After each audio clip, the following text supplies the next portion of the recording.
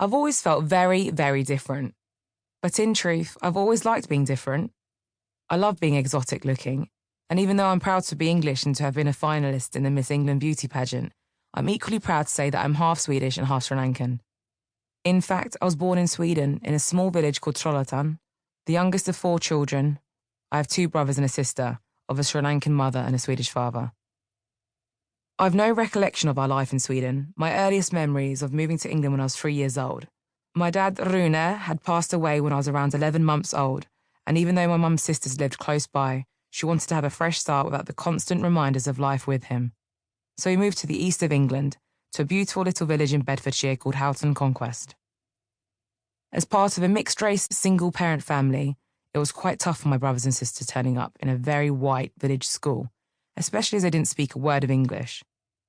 Although later we only ever spoke English at home, weirdly, I can still speak fluent Swedish.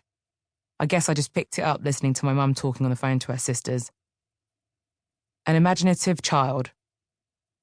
Childhood was quite a lonely place for me. Despite having 3 siblings, I was rather a solitary child and lived in my imagination a lot of the time. I liked to write letters and create short stories. I'd write letters to my mum and put them under her bedroom door. I'd give letters to my teachers and to my brothers and sister, and I also wrote to my dad in heaven. I still have some of those letters, which my mum collected for me in a book. Writing letters was my way of speaking to people, of expressing myself, and of trying to make sense of the stuff that, as a child, I couldn't process. Looking back, I guess I was journaling without even knowing what that was. Today, journaling is a tool that's part of my daily practices. I use it to help me make sense of what's happening in my life. Journaling. As those of you who have followed me for a while know, one thing I do every night before bed, or sometimes in the morning, is journal. I write down what I'm feeling or what I'm thinking, or I jot down the things that are playing on my mind. Or perhaps I'll go for gratitude, so I'll write down some things that I'm grateful for. I think that journaling sets you up for a good, positive, and strong day. Jotting down your thoughts in a journal helps you to let go of your worries. When you see things on paper, you're clearing your mind of them. You're literally emptying out your mind. You write it all down, then put away your journal and forget it until you're ready to start again the next day. I think I was a weird kid. I loved playing outside on the grass and in the mud. I had a wild imagination and liked nothing better than dressing up.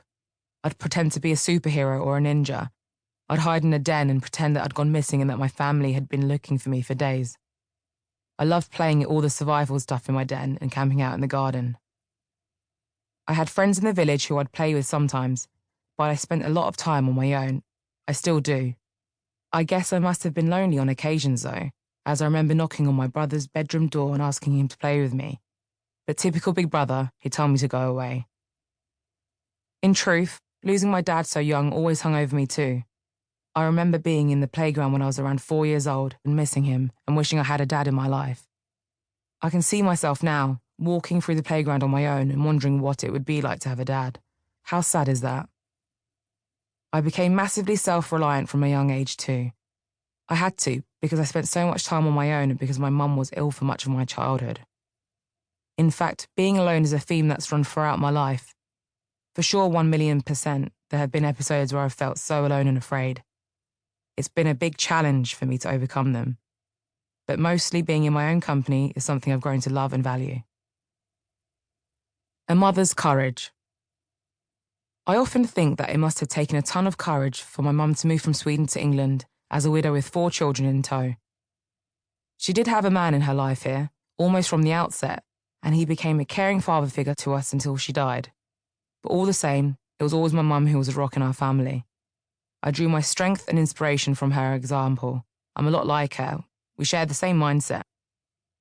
My mum was besotted with me, perhaps because I was the youngest and she knew I'd be her last child. I was a proper mummy's girl. Just before she died, she'd said, "I know I spoiled you. It was my fault, but I didn't want you to grow up." Yeah, definitely a mama's girl. I even slept in her bed until I was about 9 years old. One of the things that troubled my mum the most when I was young was that I had no memories of my birth father. So she'd speak of him often and show me videos of their life together. She told me that as he held me in his arms, he'd look at me and say, "I'm sorry, Malin," because he knew that he was dying of cancer.